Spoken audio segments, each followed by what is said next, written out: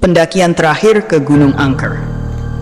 Di sebuah desa kecil yang dikelilingi pegunungan, ada sebuah gunung bernama Gunung Trawas. Gunung itu terkenal dengan keindahannya, tetapi juga menyimpan kisah-kisah mistis. Banyak pendaki yang melaporkan pengalaman aneh saat mendaki di sana, bahkan beberapa di antaranya menghilang tanpa jejak. Namun, cerita-cerita itu tidak menghalangi sekelompok 5 sahabat untuk melakukan pendakian ke puncak gunung. Kelima orang itu adalah Raka, Tio, Dinda, Sita, dan Yuda. Mereka adalah pecinta alam yang selalu mencari tantangan baru. Walaupun warga desa memperingatkan mereka untuk tidak mendaki pada malam hari, mereka tetap nekat melakukannya karena ingin menikmati matahari terbit di puncak. Awal pendakian. Pendakian dimulai dengan lancar. Mereka menyusuri jalur setapak yang dipenuhi dengan pepohonan rindang. Suara burung dan gemericik air sungai menemani perjalanan mereka. Namun, semakin sore suasana di sekitar mulai berubah. Hutan terasa lebih sunyi dan udara semakin dingin. Saat mereka mencapai pos 3, Dinda merasa seperti diawasi. Ia melihat ke belakang dan mengira ada bayangan yang bergerak di antara pepohonan. Ketika ia menceritakan hal itu kepada teman-temannya, mereka hanya tertawa, menganggapnya sebagai halusinasi karena kelelahan. Peristiwa aneh dimulai. Saat malam tiba, mereka mendirikan tenda di sebuah area datar dekat pos 4. Angin bertiup kencang dan suara hewan malam terdengar dari kejauhan. Saat mereka sedang berbincang di sekitar api unggun, tiba-tiba terdengar suara langkah kaki dari dalam hutan. "Siapa itu?" seru Raka sambil menyinari arah suara dengan senter. Namun tidak ada siapa-siapa. Tio mencoba mengabaikannya dan menyarankan untuk tidur agar mereka bisa melanjutkan pendakian dini hari. Namun, saat mereka hendak masuk ke tenda, Sita menunjuk ke sebuah pohon besar. "Itu, apa itu?" tanyanya dengan suara gemetar.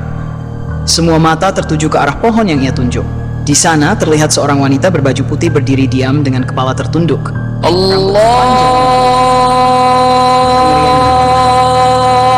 Mereka semua panik dan masuk ke dalam tenda, berharap wanita itu pergi. Namun, malam itu penuh teror. Suara langkah kaki mengelilingi tenda, diikuti dengan bisikan-bisikan aneh. Seseorang mengetuk tenda mereka dari luar. Tetapi saat Raka memberanikan diri membuka resleting tenda, tidak ada apa-apa di sana. Puncaknya, suara teriakan memecah keheningan malam.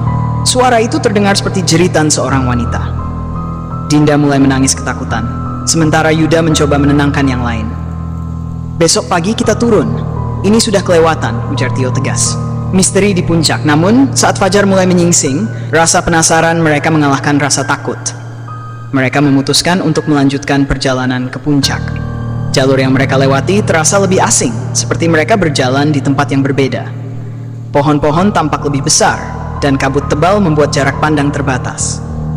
Ketika mereka akhirnya mencapai puncak, suasana sunyi dan dingin menyelimuti tempat itu. Di tengah puncak, mereka menemukan sebuah batu besar dengan ukiran aneh. Ukiran itu menggambarkan sosok-sosok manusia yang seperti sedang disiksa. Tiba-tiba, angin kencang bertiup dan mereka mendengar suara tawa dari segala arah. Yuda yang mencoba membaca ukiran itu mendadak berteriak kesakitan. "Mereka ada di sini!" teriaknya sebelum pingsan. Dengan tergesa-gesa, mereka memutuskan untuk turun. Namun jalur yang mereka lewati terasa seperti tak berujung. Kompas mereka tidak berfungsi dan sinyal telepon hilang sepenuhnya. Saat mereka mulai kehilangan harapan, mereka melihat sosok wanita berbaju putih yang sama berdiri di tengah jalan setapak. Wanita itu menunjuk ke arah yang berlawanan dengan jalur yang mereka pilih. Meski ragu, mereka mengikuti arah yang ditunjukkan. Anehnya, mereka tiba di kaki gunung beberapa jam kemudian, tanpa menyadari bagaimana mereka bisa sampai di sana. Warga desa yang melihat mereka tampak terkejut. "Kalian keluar dari sana hidup-hidup?" tanya salah satu warga dengan nada tidak percaya. Saat mereka hendak menjelaskan pengalaman mereka, Yuda tiba-tiba berteriak, "Dia masih mengikuti kita!" Epilog. Pendakian ke Gunung Trawas itu menjadi pengalaman terakhir mereka. Setelah kejadian itu, mereka tidak pernah lagi mendaki gunung. Namun setiap malam, salah satu dari mereka selalu mendengar suara bisikan yang memanggil nama mereka, seolah-olah seseorang mengawasi dari balik kegelapan.